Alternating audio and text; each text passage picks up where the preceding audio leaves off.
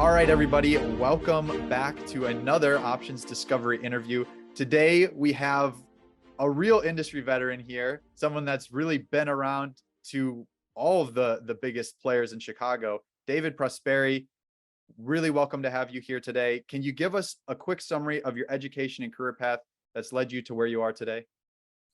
Sure. My undergraduate degree is from the University of Illinois with a focus in business administration. And my master's is from the George Washington University in Washington, D.C., with a focus on international business.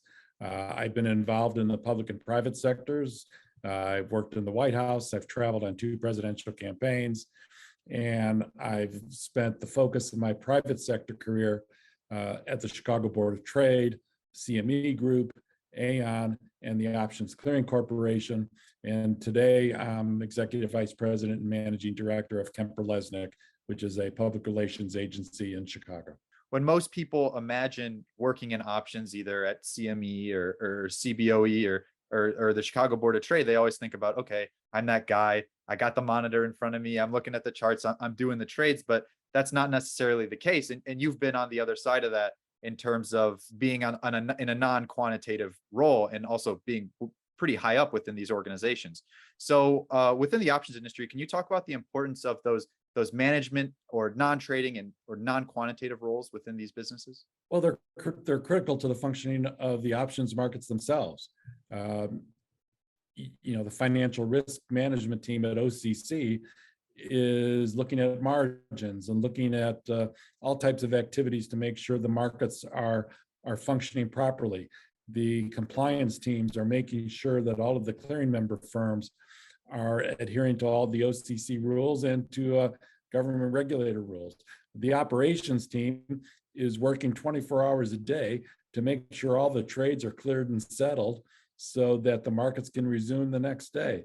And the security team is implementing all types of cybersecurity efforts to make sure that the markets are safe and they can be used by investors of all types. So those are all very, very, very critical roles.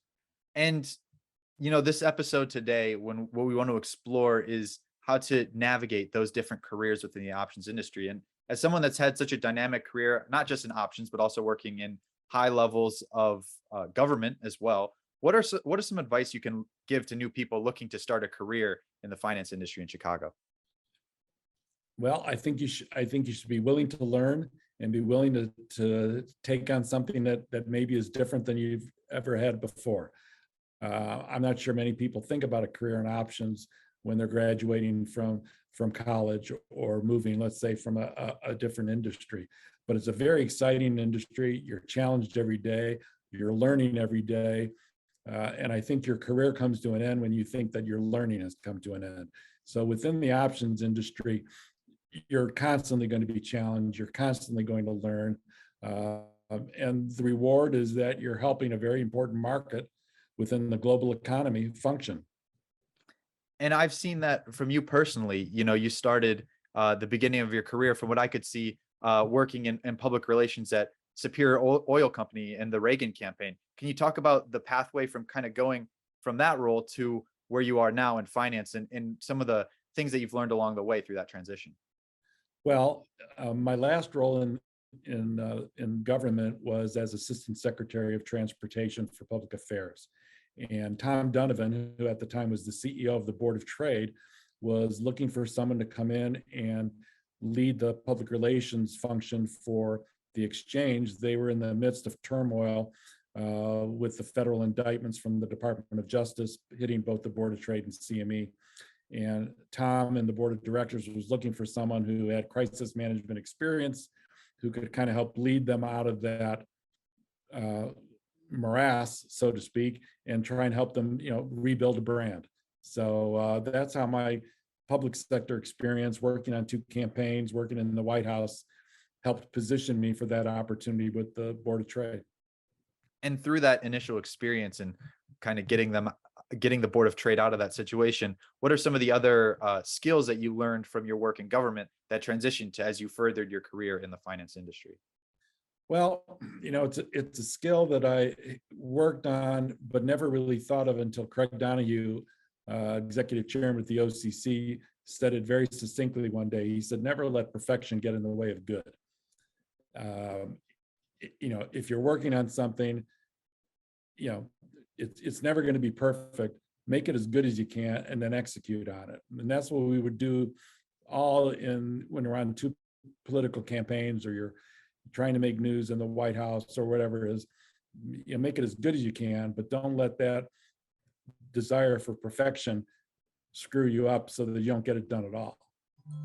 That's great advice. And I feel like we've really gone through, a lot of your career so far. And one thing that you've kind of already touched on with your lesson from Craig Donahue, that I kind of want to expand on, is some of the lessons that you learned from some other mentors, and your personal experience that you feel is still relevant in your work today. Greg Case is the CEO of Aon, and Greg taught me the mantra of helping a client and helping a colleague help a client. So if you're in a client-facing industry, and it's like that at OCC, when you have approximately 100 clearing member firms, what can we do to make their work easier? How can OCC be as efficient as it can to make it as cost effective for that clearing member firm to use them?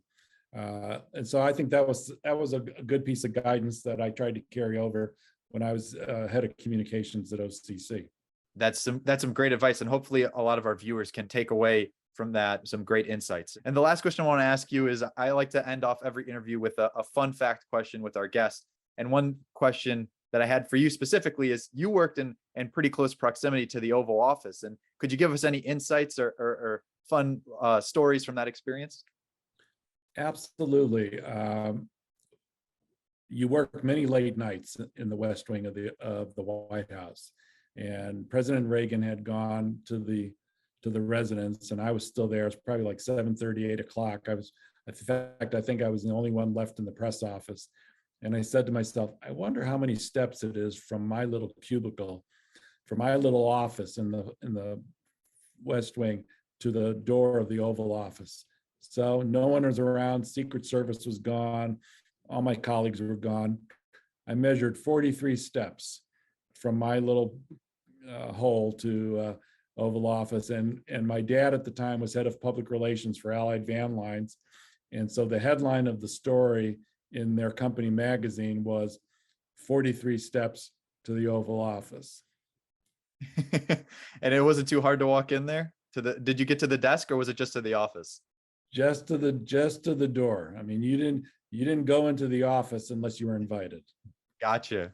Well, that's a great story nonetheless. And we really appreciate having you on, David. Is there any closing remarks you want to give before we wrap up this interview? I want to thank you for providing this service. I think the work that you and John do on behalf of the entire financial services industry is very laudable, and you guys should be applauded for spreading the word about the value of these markets. Well, we appreciate your time as well, and your contribution to helping make the show what it is. And hopefully we can talk to you sometime in the future, David. I look forward to it. You take care. You take care as well. Bye-bye. Bye. If you're hungry for more options content, make sure to subscribe to the JLN YouTube channel and check out our social media accounts. Be sure to check out our website, johnlothiannews.com, Markets Wiki, and the John Lothian newsletter for more content.